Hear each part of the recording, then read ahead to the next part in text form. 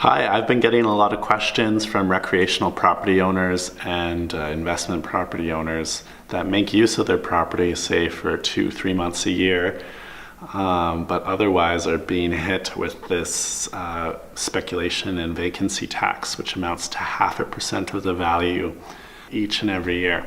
So this speculation and vacancy tax, as you probably know and got notice for, was announced in 2018 and also applies to 2018. In 2018, in order to avoid the tax on a secondary non-principal residence property, you'd have to rent that property for 3 months or longer. Going forward, 2019 and going forward, you're going to need to rent that property for 6 months or more.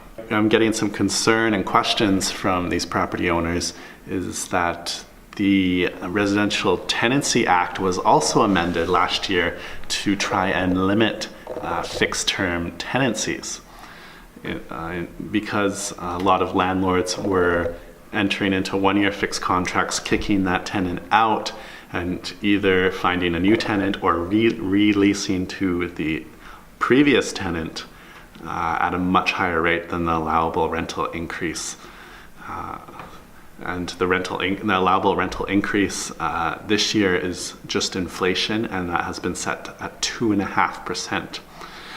So let's go back to the situation where you make use of your property June, July, August. In the summer months, you got a house on the lake, Kelowna, Vancouver Island, or the Sunshine Coast. But let's say you only use that property, you go up only on the weekends.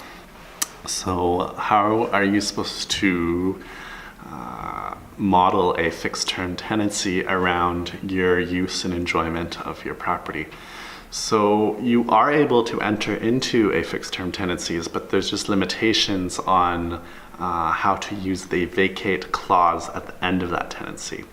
So in order for you to use the vacate clause, you, the landlord, as an individual or your close family member must intend in good faith to use the property almost immediately after the fixed term tenancy. And the second allowable use of a vacate clause is when the tenancy agreement allows for subleasing, and then the tenant would be allowed to put a vacate clause on the subtenant to vacate before the end of the tenancy.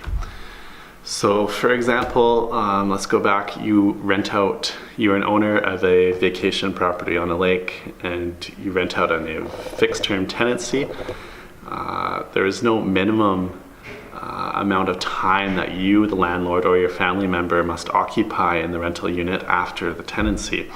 Your occupancy can be part-time. So an example, you only go up on weekends. That's totally allowable under the Residential Tenancy Act regulations. So you have to be very careful when you enter into these tenancy agreements on your rental properties and you want to make use of it in the summers or whenever you enjoy those properties.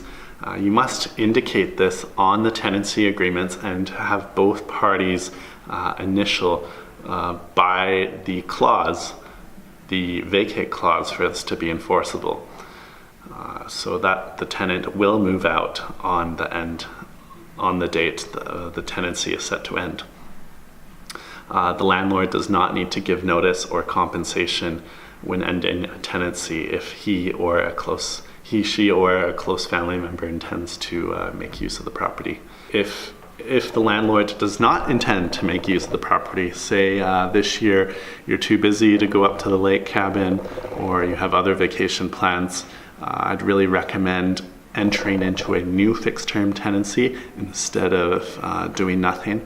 If you do nothing, the tenancy is just going to roll over into a month-to-month situation, and those month-to-month tenancies have much more stringent notice requirements. So I'd advise to stay away from that and just enter into a new fixed term tenancy with that tenant or another tenant. Just a quick note, if you're entering into a new fixed term tenancy with the existing tenant before the original tenancy ends, the rental increase regulations do apply, so you can only raise the rent 2.5%. If you have additional questions on these policies and just want to be sure that you're making correct use of your property and trying to avoid all these speculation vacancy taxes, contact myself, Dustin Miller, the managing broker of 8X Ventures. You can visit my website for a wealth of information on the Victoria real estate market. It's www.victoriamarket.ca.